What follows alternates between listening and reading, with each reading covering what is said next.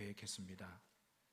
세상에서 단 하나뿐인 프로포즈를 계획하고 어떻게 하면 사랑하는 여자친구의 마음을 감동시킬 수 있을까 고민하기 시작했습니다. 그러다가 방송국에다가 사연을 보냈습니다. 저는 가진 것이 없습니다. 사랑하는 여인이 있는데 그 여인을 향해서 세상에서 단 하나뿐인 그녀를 위한 감동적인 프로포즈를 하려고 합니다. 도와주십시오.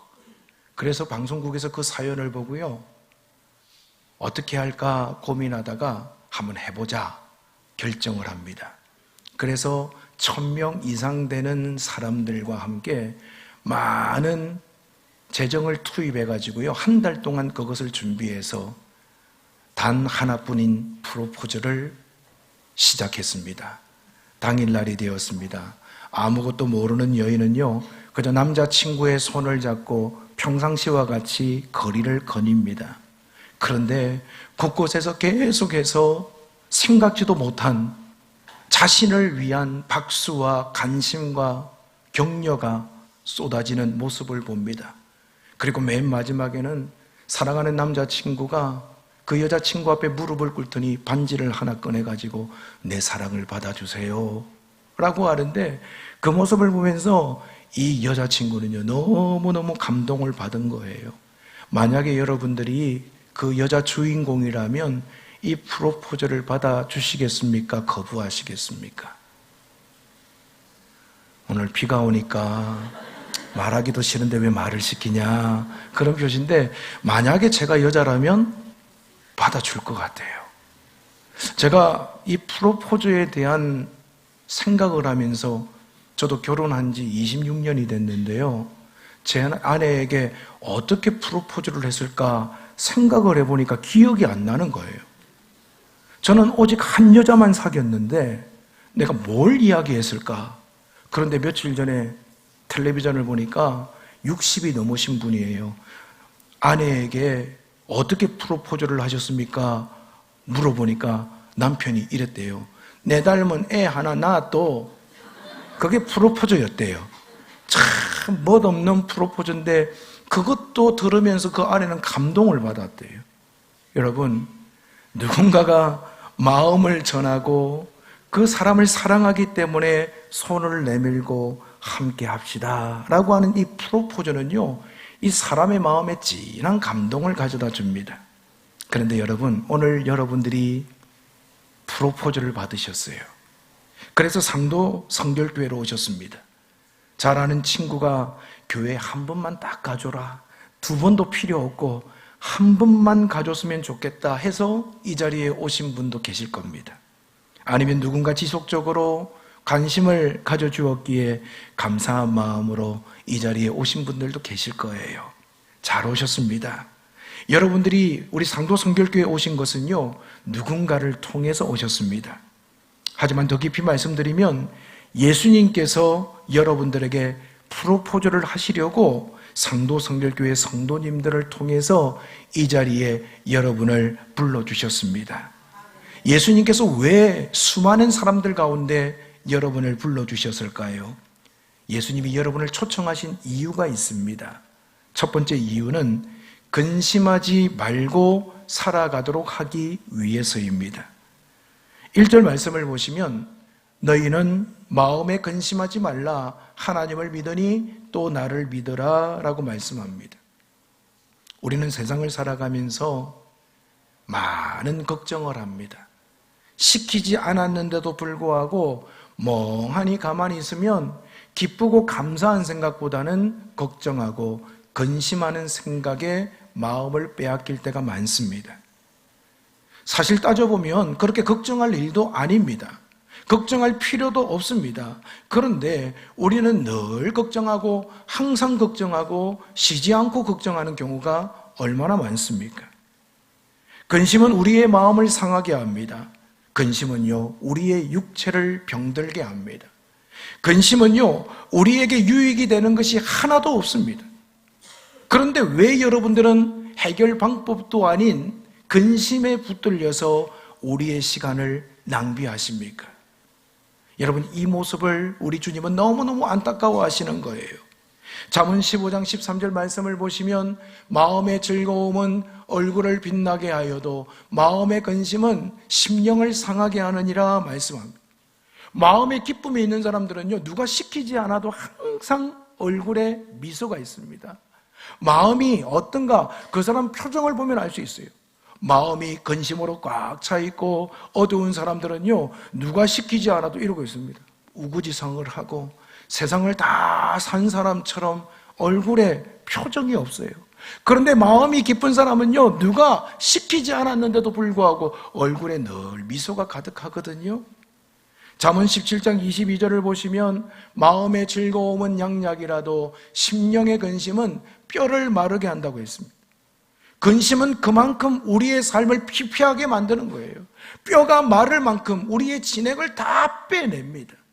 뿐만 아니라 고린도후서 7장 10절 말씀을 보시면 하나님의 뜻대로 하는 근심은 후회할 것이 없는 구원에 이르게 하는 회개를 이루는 것이요 세상 근심은 사망을 이루는 것이니라 말씀합니다. 여러분, 우리가 근심할 때 그 근심의 결과가 뭐냐 하면 사망이에요. 내 삶을 엉망진창으로 만들어버립니다.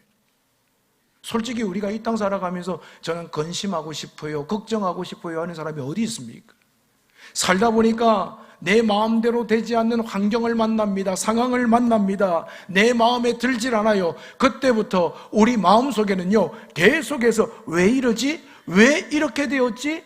근심하며 걱정하기 시작합니다. 그런 우리를 잘 아시는 주님은 저와 여러분을 향해서 우리를 초청하시고 근심하지 말아라 라고 말씀합니다. 주님은 우리를 너무나도 잘 아시는 분이에요. 내가 지금 어떤 생각을 하고 있는지, 무엇 때문에 아파하고 있는지, 무엇을 향해 기대를 가지고 있는지 우리 주님은요, 너무너무 내 내면을 잘 알고 계신 분이세요. 그 주님이 저와 여러분을 향해서 초청하시고 근심하지 말아라 라고 말씀하실 때 여러분의 귀가 열려서 이 음성을 들으실 수 있기를 간절히 바랍니다. 솔직히 여러분, 근심한다고 문제가 해결된다면 제가 여러분 앞에 나갔을 때마다 이렇게 이야기할 거예요. 집사님, 꼭 근심하셔야 됩니다. 근사님, 근심을 멈추시면 안 됩니다. 그렇게 말씀을 드릴 거예요. 그런데 아무리 근심하고 걱정해도 문제 해결의 기미는 보이지 않습니다. 하나님께서 우리를 사랑하시고 하나님께서 우리의 삶에 관심을 가지고 계시기 때문에 하나님은 우리를 엉뚱한 길, 망하는 길로 인도하시는 분이 아니시라는 거예요. 그렇기 때문에 우리는 근심하지 말아야 합니다. 왜 근심하지 말아야 할까요? 하나님이 어떤 분인가 우리가 알고 있고 그 하나님을 믿고 있기 때문입니다. 하나님은 선하신 분이십니다. 하나님은 우리의 삶을 복된 길로 인도하시는 분이시기 때문입니다. 때로는 아이들을 키우면서 아이들이 부모님의 마음을 오해할 때가 있어요. 부모님이 볼 때 야, 그렇게 하지 마 라고 이야기를 하는데 인생의 경험을 가지고 어떻게 하면 우리 자녀들이 시행착오를 거치지 않고 바르게 살아갈 수 있을까? 부모님은 항상 거기에 초점을 두고 있어요. 그래서 어떤 일을 하려고 할 때 야, 그렇게 하는 것보다는 이렇게 하는 게 좋겠다라고 조언을 해요. 그런데 자녀들은 그 말을 듣고 어떻게 생각하느냐 하면 우리 아빠 엄마는 맨날 간섭이야, 맨날 잔소리만 해. 아이고, 내가 원하는 대로 우리 아빠 엄마는 응해주질 않아. 그렇게 생각하고 부모님을 오해할 때가 참 많습니다.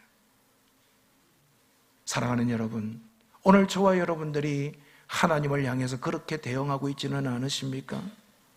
미국의 교육가 카네기라는 분이 있었습니다. 어렸을 때 미조리주의 농촌에 살았는데 이 카네기는 어렸을 때부터 걱정 근심이 많았습니다. 한 번은 어머니와 함께 나무를 심으려고 구덩이를 파다가 이 카네기가 벼랑간 울기 시작합니다. 그래서 엄마가 깜짝 놀래가지고 얘 왜 그러니? 왜 울어? 라고 했더니 이 카네기가 뭐라고 이야기하느냐 하면 엄마, 거기에다가 나무를 심어야 되는데 혹시 엄마를 제가 서운하게 해드린 것 때문에 저를 거기다 묻어버릴까 봐 걱정이 돼서 눈물이 납니다. 그렇게 이야기를 했대요. 천둥이 치면 길을 지나가다가 내가 벼락을 맞지 않을까 늘 걱정했답니다. 불경기가 오면 굶어 죽지는 않을까 걱정했습니다. 길을 지나가는데 개가 가까이 다가오면 자기를 물지 않을까 늘 걱정하며 살았답니다. 죽으면 지옥에 가지 않을까 늘 근심하며 살았답니다. 그런데 시간이 흐르면서 이 카네기가 깨달은 교훈이 있습니다. 내가 지금까지 걱정하고 근심했는데 내가 걱정했던 것이 현실 속에서 하나도 이루어지지 않았다라는 거예요. 왜 쓸데없이 걱정하고 왜 쓸모없이 시간을 낭비했는가, 자기 자신에게 부끄러운 생각이 들더라는 겁니다. 그리고 여러 가지 삶의 경험을 통해서 이제 나는 근심하지 않고 살겠습니다. 내가 예수님을 믿게 되었는데 이제는 하나님을 의지하면서 살아가겠다고 그가 고백했습니다. 여러분, 우리는 나그네 인생을 살아갑니다. 그런데 나그네 인생을 살아가는 사람은 두 가지 태도를 가집니다. 하나는 어디로부터 와서 어디로 가는지 모르는 나그네가 있고요, 또 다른 하나는 내가 어디서부터 와서 어디로 가는지 아는 나그네가 있습니다. 여러분은 어떤 태도로 인생길을 살아가십니까? 내가 어디로부터 와서 어디로 가는지를 아는 나그네는 근심이 없습니다. 하지만 내가 어디로 가는지 모르는 사람들은 늘 불안하고 염려가 됩니다. 우리는 여행의 경험을 통해서 아는 것이 있습니다. 여러분들이 비행기를 타고 어디를 가든지 걱정하지 않으시죠? 아프리카를 가든 미국을 가든 러시아를 가든 여러분들 걱정하지 않습니다. 왜 그렇습니까? 내가 어디로부터 시작해서 어디로 가는지를 알고 있기 때문입니다. 그리고 더 분명한 것은 때가 되면 집으로 간다는 확신이 있기 때문입니다. 하지만 여러분이 탄 비행기가 누군가에게 납치가 되어서 언젠가 집에 갈지 모른다는 생각을 해보십시오. 얼마나 불안하겠습니까? 하나님은 우리가 이 세상을 살아가는 동안 무엇을 먹을까, 무엇을 마실까, 무엇을 입을까 염려하지 말라고 말씀하셨습니다. 오늘 우리를 초청하시면서도 너희는 마음에 근심하지 말아라 우리에게 말씀하고 계십니다. 저와 여러분을 너무나도 잘 아시는 주님께서 이 땅을 살아가는 나그네 우리의 삶 가운데 너희들 근심하지 말아라 오늘 말씀하시는데, 그 말씀을 듣고 여러분의 근심과 염려를 다 내려놓는 은혜가 있기를 간절히 바랍니다. 두 번째로 예수님이 여러분들을 초청하신 이유는요, 예수님을 믿고 살아가도록 하기 위해서입니다. 2절과 3절을 보시면 내가 너희를 위하여 거처를 예비하러 가노니 가서 너희를 위하여 거처를 예비하면 내가 다시 와서 너희를 내게로 영접하여 나 있는 곳에 너희도 있게 하리라 말씀합니다. 예수님은 우리를 위하여 우리가 살 거처를 예비하러 가신다라고 말씀하셨습니다. 그리고 그것이 다 완성되면 내가 너희에게로 와서 내가 너희들도 데리고 가겠노라고 말씀합니다. 주님은 이 땅에서의 삶뿐만 아니라 영원토록 우리의 삶을 책임져 주시는 좋으신 분이십니다. 최근 들어서 제가 저희 둘째 녀석에게 이런 이야기를 했습니다. 가끔씩 말을 안 들을 때가 있어요. 야, 여기 내 집이야. 너 말 안 들으려면 나가. 초등학교 4학년짜리한테 아빠가 뭐라고 하느냐 하면 여기 내 집이야. 너 내 말 안 들으려면 나가. 그랬더니 저희 둘째가 그러고 여기가 어디 아빠 집이에요? 교회 집이지. 아니 여하튼 간에 아빠 집이야. 너 아빠가 이 교회 담임 목사님이기 때문에 네가 여기 얹혀 사는 거지, 아빠가 여기 담임 목사님이면 네가 여기 살 이유가 없어. 그랬더니 제 아내가 옆에서 그럽니다. 성도가 같이 산다는데 목사님이 떠밀면 되겠습니까? 하여튼 아빠가 돼가지고요, 뭔가 기분이 상하면요 아이에게요, 야 나가. 솔직히 그런 마음은 아니지만 표현상 여기 내 집이야 너 나가 그렇게 이야기해요. 그런데 예수님은 우리가 이 땅에서 어떤 상황에 처해 있는지 다 알고 계시고 다 보고 계시고 우리를 위로하시면서 근심하지 말아라 힘을 주시는 분이, 그리고 이 땅에서뿐만 아니라 영원한 저 천국집까지 우리를 보장해 주시는 너무너무 좋으신 분이심을 저와 여러분이 깨달을 수 있기를 간절히 바랍니다. 진리는 깨달아야 진리가 되는 거예요. 복은 깨달아야 그 복을 내 것으로 누릴 수가 있는 거예요. 여러분, 믿음이 있어야 깨닫는 거예요. 제가 서울신학대학을 다닐 적에 교수님 한 분이, 엉뚱한 교수님 한 분이 계셨어요. 그 교수님이 어느 날 강의 시간에 들어오셔가지고 여기서 볼펜 한 자루를 꺼내세요. 자, 이게 무슨 볼펜인지 알아요? 제가 학교 다닐 때만 해도 저는 몽블랑이라고 하는 메이커를 몰랐습니다. 이게 몽블랑이에요. 이 볼펜 하나에 30만 원 이상해요. 이거 나 선물로 받았거든요. 혹시 이 몽블랑 볼펜 가지고 싶은 사람 손 들어 보세요. 그 자리에 한 100명 이상의 학생이 있었습니다. 저도 그 이야기를 들었습니다. 그런데 30만 원짜리 선물로 받았다라고 말씀하시면서 가지고 싶은 사람 손 들어 보라고 하시는데, 에이, 주겠나? 혹시 손 들어가지고 욕심 많다고 학점 깎이는 거 아닌가? 여러 가지 생각이 막 들면서요, 손을 들까 말까 하다가 그래, 가만히 있자. 근데 다 가만히 있어요. 그런데 조금 시간이 지나니까 학생 하나가, 저요! 교수님, 저에게 주십시오. 그랬더니 교수님이 나오라고 그래요. 제가 속으로 그래서, 너는 이제 교수님한테 욕심 많다고 야단 맞고 이제 너 학점 깎인다 너, 이런 생각을 가졌어요. 근데 교수님이, 학생, 나를 믿기 때문에 이 볼펜 달라고 한 거지? 예, 저는 교수님을 사랑하고 믿습니다. 그러면서 교수님 앞에 나갔더니요, 그 교수님이 그 볼펜을 그 친구한테 줬어요. 그 모습을 보면서 아이고 기회가 왔을 때 손 한 번 들었으면 저거 내 건데 의심하니까 내게 안 되는 거예요. 버스 지나가고 나면요, 소름 들어봤자 소용이 없는 거예요. 제가 어느 날 기분이 참 좋았어요. 저희 두 아들을 불러놓고, 야, 아빠가 오늘 기분이 참 좋은데 아빠 너한테 용돈 좀 줄까? 그랬더니 저희 큰애가 그럽니다. 왜? 아빠 기분 좋아서 그냥 말만 그러시는 분이시죠. 근데 우리 둘째가 그러는 거예요. 아빠, 나는 아빠가 최고예요. 나는 아빠밖에 없어요. 아빠는 한 번 준다면 주실 분인 줄 믿어요. 제가 누구한테 용돈을 줬겠습니까? 큰 놈 너는 나에게서 벌써 끝. 둘째한테 얼마 줄까? 은혜대로 주시옵소서. 여러분, 이게요, 사람 사이에 믿음이라고 하는 게 얼마나 중요한지 몰라요. 그런데 우리는 나는 당신을 믿는다고 이야기하면서도 마음으로 신뢰하지 않아요. 늘 의심해요. 하나님이 말씀하시는데도 불구하고 머리로 계산하고, 이렇게 하면 어떻게 될까? 저렇게 하면 어떻게 될까? 매 순간마다 고민해요. 근심하지 말라고, 믿으라고 말씀하시는데도 불구하고 오늘 그 주님을 신뢰하지 못해서 누리지 못하는 복이 얼마나 많은지 모릅니다. 세상은 변합니다. 사람도 변합니다.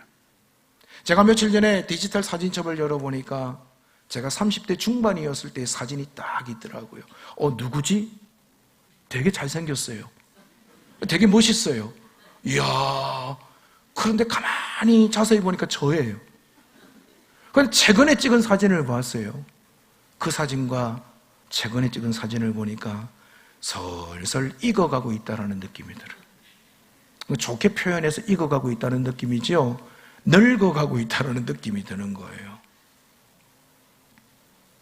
그 모습을 보면서, 저는 딴 사람은 다 나이 먹어도 저는 나이 안 먹을 줄 알았어요. 딴 사람은 아파도요, 저는 안 아플 줄 알았어요. 딴 사람은 다 돋보기 써도 저는 돋보기 안 쓸 줄 알았어요. 그런데 예외가 없더라고요. 예외가 없어. 사람은 변해요. 어쩔 수 없어요. 오늘 믿었던 사람인데 내일 나의 등에 비수를 꽂는 사람이 될 수도 있어요. 그런데 여러분, 세상은 다 변하고 사람도 변하는데 변치 않는 분이 계세요. 그분이 누구냐면 예수 그리스도세요. 변치 않는 그 예수님을 붙드는 것이 우리 인생의 큰 기쁨이고 소망이라고 하는 이 믿음을 가지고 살아갈 때 저와 여러분의 삶은 반드시 보장받고 승리하게 될 줄로 믿습니다. 여러분, 여러분의 남편을 믿으십니까? 여러분, 여러분의 아내를 믿으십니까? 믿으셔야 돼요. 제가 이렇게 이야기하니까 못 믿어요. 사람은, 인간은 못 믿어요가 아니라 믿을 분들은 믿으셔야 된다니까요. 믿으시고 제일 귀하고 제일 소중하게 신뢰하고 믿어야 될 분이 누구라고요? 예수 그리스도라는 거예요. 예수 그리스도. 예수님은 변치 않으세요. 여러분, 하나님께서 여리고 성을 함락하러 들어가는 여호수아에게 뭐라고 말씀하십니까? 하나님, 어떻게 싸워야 될까요? 그랬더니 하나님이 여호수아에게 이렇게 이야기합니다. 하루에 한 바퀴씩 여리고성을 6일 동안 돌아.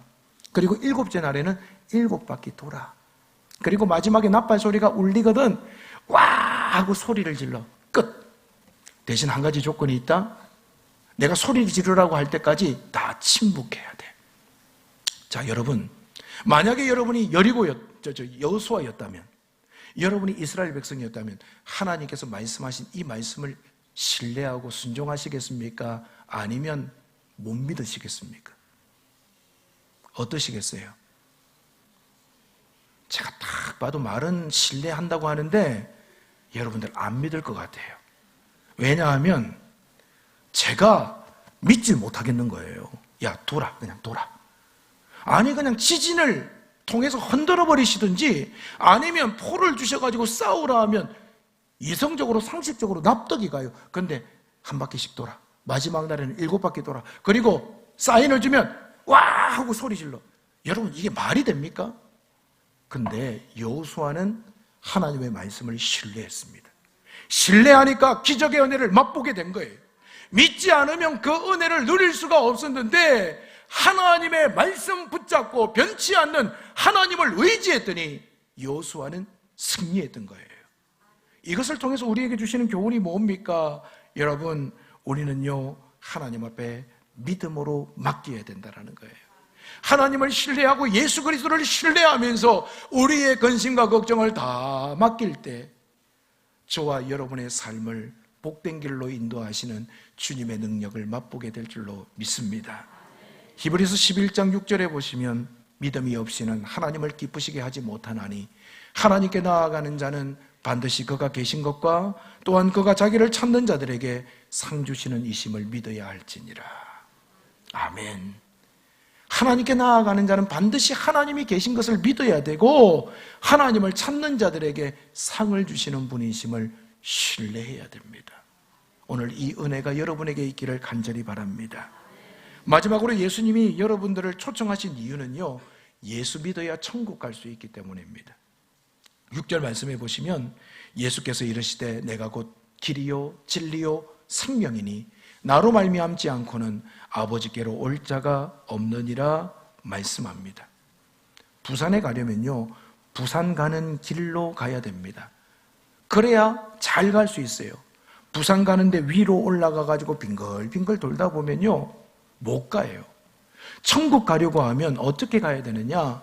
예수님께서 말씀하시기를 내가 천국 가는 그 길이야 라고 말씀합니다. 예수님을 통해서만 천국에 갈 수 있다라고 예수님은 우리에게 말씀하고 있습니다. 여러분, 우리 사람의 삶을 가만히 보면 참 신비합니다. 사람이 활동하기 위해서는 에너지가 필요하잖아요. 제가 봐도요 음식을 잘 먹고 소화를 잘 시키고 운동하시는 분들은요 벌써 피부가 좋아요. 그리고 활력이 넘쳐요.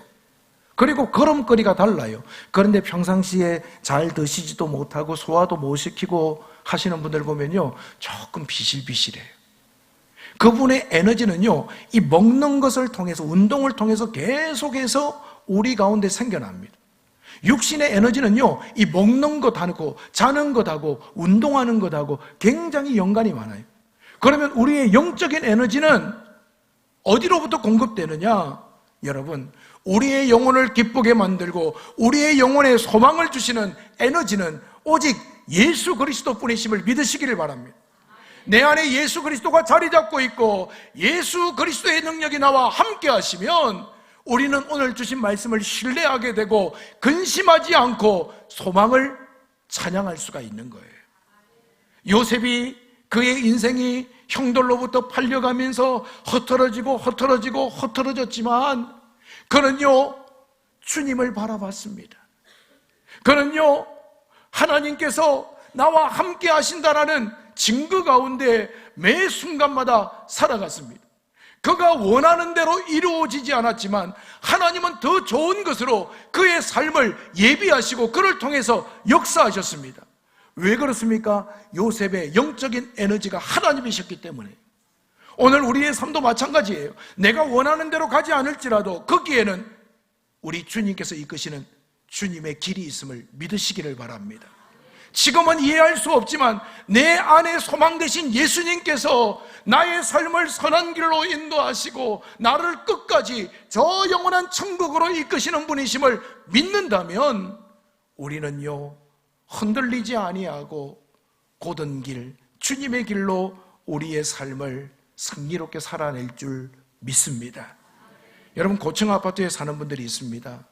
만약에 50층짜리 아파트가 있는데 엘리베이터가 없다면요, 고층 아파트 값은 다 싸게 될 거예요. 그죠? 50층에 사는데 50층에서 출근하러 내려갔다가 또 퇴근해가지고 50층 걸어 올라가려고 그러면 여러분 거기 사시겠습니까? 저 같으면 안 살 것 같아요. 그런데 엘리베이터가 있어요. 50층까지 올라가는데요, 어떻게 하면 됩니까? 그냥 엘리베이터 타고 50이라는 숫자 버튼 딱 누르고 가만히 있으면 엘리베이터가 집 앞까지 우리를 인도해 주는 거예요. 우리가 구원받을 만한 자격이 어디 있습니까? 우리가 선합니까?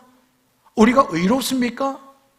여러분, 우리는요, 나에게 전혀 선한 게 없다라는 걸 알아요. 내 힘과 내 능력으로는 우리에게 주어진 인생을 복되게 살아갈 수 없다는 걸 잘 알고 있습니다. 하지만 엘리베이터를 타고 50층까지 버튼 하나 누르면 올라가듯이 내가 예수 그리스도를 믿고 의지하면 예수님의 보혈이, 예수님의 은혜가 나를 저 영원한 천국으로 이끌어감을 믿으시기를 바랍니다. 오늘 저와 여러분의 삶에 눈물이 많습니다. 여러분의 고통이 있습니다. 사람들 앞에서는 자신감 있게 살아가는 것 같은데 남들이 보지 않는 홀로 있는 그 상황 속에서는 어떻게 살아야 될까 답답함도 있습니다. 이 땅의 삶은요, 눈물과 고통입니다. 하지만 주님이 여러분들과 함께하고 계세요. 여러분들을 이길 수 있도록 은혜를 베풀어 주세요. 그리고 저 영원한 천국으로 우리를 인도하셔서 눈물도 없고 고통도 없고 사망도 없고 애통하는 것도